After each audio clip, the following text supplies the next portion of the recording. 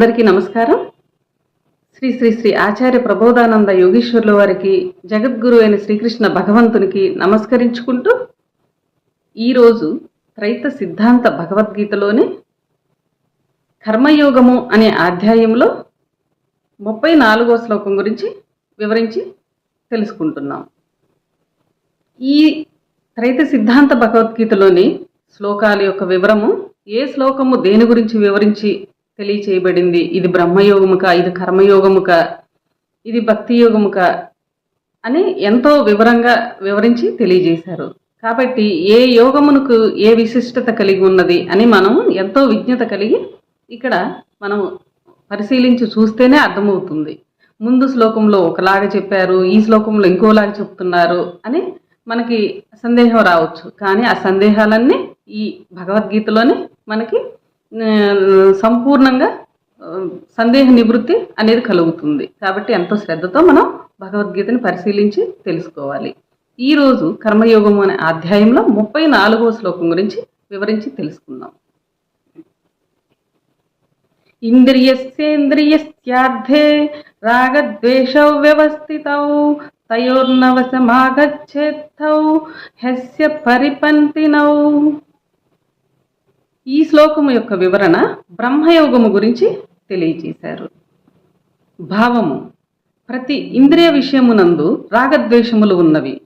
ఆ రాగద్వేషములకు మనుజుడు వశము కారాదు, వాటిని నిగ్రహించుకోవలేను. ఆ రాగద్వేషములు మనిషికి శత్రువులు లాంటివి. వివరము: ఇక్కడ చెప్పిన శ్లోకము కంటే ముందు శ్లోకములో మానవుని నిగ్రహ ప్రయోజనము లేదు. కర్మ ప్రకారము కార్యములు జరిగి తీరును అని అన్నాము. ఇక్కడ భగవంతుడు చెప్పారు. ఇప్పుడు ఈ శ్లోకమున రాగద్వేషమనడి గుణములకు వశము కారాదు అన్నప్పుడు ఆ గుణముల జోలికి నీవు పోవద్దు అని అర్థము. అవి వచ్చినప్పటికీ శత్రువులకు దూరముగా ఉన్నట్లు దూరముగా ఉండవలెనని అర్థము. ఈ శ్లోకము నిగ్రహించుకోమంటే, ఈ శ్లోకముల యొక్క వివరము నిగ్రహించుకోమంటే, పై శ్లోకము అనగా 33వ శ్లోకంలో నిగ్రహించుకోలేవు అని చెప్పటము చూస్తే, ఆ శ్లోకంలోనే నువ్వు నిగ్రహించుకోలేవు, నీ కర్మ ప్రకారమే కార్యములు జరుగుతాయి అని చెప్పారు. ఇక ఏమో ఈ శ్లోకంలో నిగ్రహించుకోవాలి, శత్రువులు గుణములు మనకు శత్రువులు, ఆ గుణములకు దూరంగా ఉండాలి అని తెలియజేస్తున్నారు. ఇలా చెప్పడం చూస్తే ఎవరికైనా పిచ్చి పట్టినంత పని అవును. ఈ 2 శ్లోకములందు భగవంతుడు వాస్తవమునే చెప్పాడు, కానీ ఆయన ఏ మాత్రము పొరపాటు పడి చెప్పలేదు అని మనం గ్రహించుకోవాలి. ఎందుకనగా ఈ 2 శ్లోకములోనూ విధానములు వేరే ఉండటం వలన గ్రహించుకోవలసి ఉన్నది. ఈ 2 శ్లోకములోనూ విధానములు వేరే ఉండటం వలన మనం గ్రహించుకోవలసి ఉన్నది. కార్యముల ఎడల ఎవడు నిగ్రహించుకోలేదనుట వాస్తవము. కానీ కార్యముల విషయము కాక బ్రహ్మయోగమును ఆచరించవలనని ప్రయత్నిస్తూ ఆసనము మీద ఊరక కూర్చున్న వానికి మంచి చెడు యోచనలు వచ్చుట సహజము.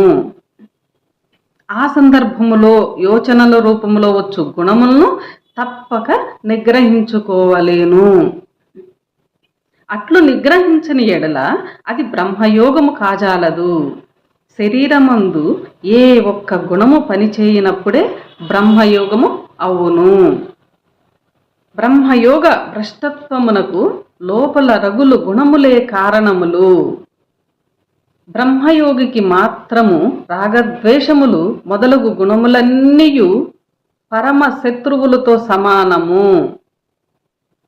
అందువలన బ్రహ్మయోగ సాధకుడు తప్పక గుణమును నిగ్రహించుకొని తీరవలెను. ఇప్పుడు కొందరికి ఒక ప్రశ్న రావచ్చును. అది ఏమనగా, కర్మ ప్రకారము గుణములు, గుణముల ప్రకారము కార్యము అన్నప్పుడు అవి శాసనమైనప్పుడు మనము నిగ్రహించుకోలేమని తేల్చి చెప్పినప్పుడు గుణములను నిగ్రహించుకోమని వాటికి వశము కారాదు అని అనటము ఏమిటి అనే సందేహం అందరికీ వస్తుంది అని ఎవరైనా అడగవచ్చును. దానికి సమాధానం ఏమనగా ఇక్కడ స్వామివారు తెలియజేస్తున్నారు. శ్రీకృష్ణుడైన భగవంతుడు నిగ్రహించుకోలేవు అని చెప్పినది అజ్ఞానులకు, మరియు అజ్ఞానులను కలవర పెట్టకుండా అజ్ఞానుల వలె ప్రవర్తించి తీరవలెనని చెప్పినది కర్మయోగులకు అని మనం గమనించుకోవాల్సింది. కర్మయోగులకి అలా తెలియజేశారు. వారు ప్రపంచంలో పనిచేసి తీరవలసిందే. ఎవరు? కర్మయోగులు. కావున మంచి చెడు కార్యముల వరస తప్పక వచ్చి తీరును. కర్మయోగులకు పనిచేయు వారికి చెప్పిన ధర్మము ఇది. పనిచేయు వారికి చెప్పిన ధర్మం అది. పని చేయునప్పుడు మంచిది చేయవలెనని చెడుది చేయకూడదని తన నిర్ణయము నిలవదు. అది కర్మను బట్టి జరిగిపోవుచుండును. ఎవడు ఆ విధానమును అతిక్రమించలేడు. కానీ బ్రహ్మయోగులు ఏ కర్మను ఆచరించని వారు, వారి యందు ఏ అవయవము ఏ గుణము పనిచేయదు. బ్రహ్మయోగులకి బ్రహ్మయోగములో ఉన్నంత కాలము కర్మ స్తంభించిపోయి ఉండును. అట్టివానికి బాహ్య శబ్ద స్పర్శ రూప రస గంధాదులతో సంబంధము లేదు.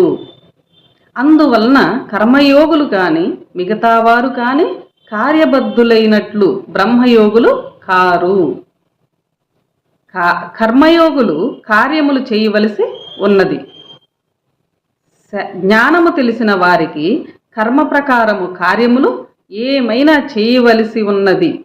కావున వారు నిగ్రహించుకోవటమనుట కాని పని. కర్మయోగులకి నిగ్రహించుకోవటం అనేది కాని పని. బ్రహ్మయోగులు కర్మనే స్తంభింపచేయువారు కనుక గుణములను తప్పక వదలవలసి వచ్చును. బ్రహ్మయోగి గుణములను స్తంభింపచేసి వాటికి అనుసంధానమైన కర్మను స్తంభింపచేయును. ఆ ప్రయత్నమే బ్రహ్మయోగ సాధన అని అంటారు. అట్టి సాధనలో గుణములు బ్రహ్మయోగికి శత్రువులు లాంటివి. ప్రయత్నము చేయుచు వాటిని జయించిన వానికి బ్రహ్మయోగము లభ్యమగును. ఆ యోగ సమయంలో కర్మ స్తంభించి ఉన్నది కావున కార్యములు లేవు. బ్రహ్మయోగంలో కర్మ స్తంభించి ఉన్నది కావున కార్యములు లేవు. గుణములు లేవని తెలియాలి బ్రహ్మయోగంలో. అట్లు కాక కర్మ గుణములు అన్నీ పనిచేయుచు కార్యములు ఆచరించున్నది కర్మయోగము. దీని యందు జ్ఞానము తెలిసిన కర్మయోగులకు తెలియని అజ్ఞానులకు ఏమీ తేడా ఉండదు.